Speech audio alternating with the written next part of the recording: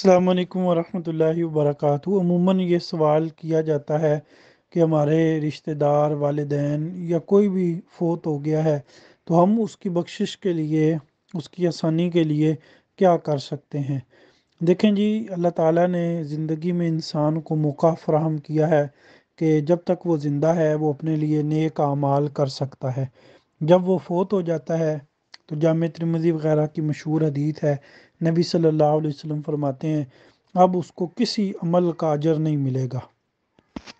اذا مات الانسان انقطع عنہ عملہ، جب انسان مر جاتا ہے تو اس کے اعمال کا سلسلہ منقطع ہو جاتا ہے۔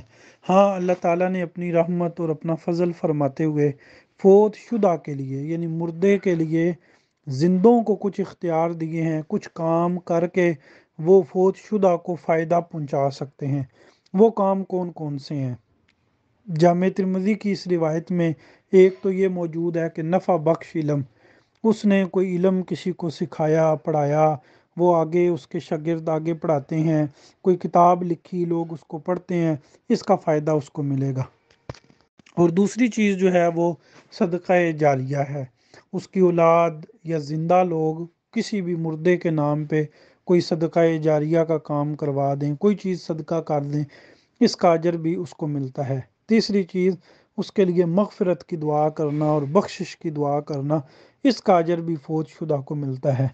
اسی طرح ایک حدیث میں آتا ہے، نبی صلی اللہ علیہ وسلم فرماتے ہیں کہ انسان مر جاتا ہے لیکن اس کو قبر میں ان چیزوں کے اجر جو ہیں وہ پہنچتے ہیں۔ اب وہ اجر کون کون سے ہیں؟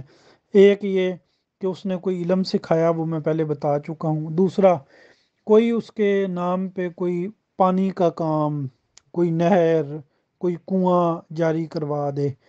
اسی طرح جو ہے وہ کوئی درخت لگانا، پھلدار درخت فوت شدہ کے نام پر لگانا کہ اس کا اجر اس کو ملے، تو یہ اجر بھی اس کو ملتا ہے۔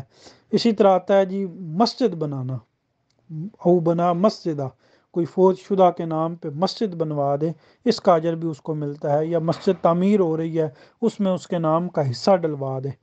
اسی طرح دین پڑھنے والے طلباء اور طالبات یا حفظ کرنے والے طلباء طالبات، ان کو قرآن مجید کے نسخے لے کر دینا کہ وہ اس سے حفظ کریں اور اس سے پڑھیں، تو ان نسخوں کا، ان قرآن مجید کے جو مصحف ہوں گے اس کا اجر بھی میت کو ملے گا۔ اور ایک چیز یہ بیان فرمائی کہ اولاد جو اس کے لیے بخشش کی دعا کرے۔ اسی طرح اگر فوت شدہ کے کوئی فرضی روزے رہ گئے ہیں اور وہ بیماری کی وجہ سے یا کسی وجہ سے فوت شدہ فرد نہیں رکھ سکا، زندہ اس کی طرف سے وہ روزے رکھیں تو اس کا اجر بھی اس کو ملے گا۔ اسی طرح اس کے نام پہ حج عمرہ کیا جا سکتا ہے۔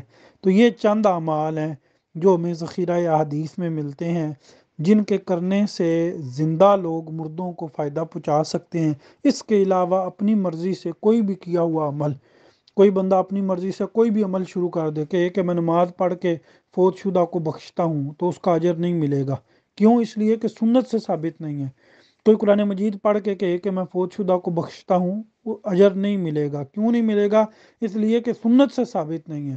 جو اعمال ثابت ہیں وہ آپ کو بتا دیے ہیں، یہ اعمال آپ اپنے فوت شدگان کے لیے کریں۔ سنت بھی ہے، انشاءاللہ اجر بھی ملے گا، فوت شدہ کو بھی اس کا اجر ملے گا اور فائدہ ہوگا۔ السلام علیکم ورحمۃ اللہ وبرکاتہ۔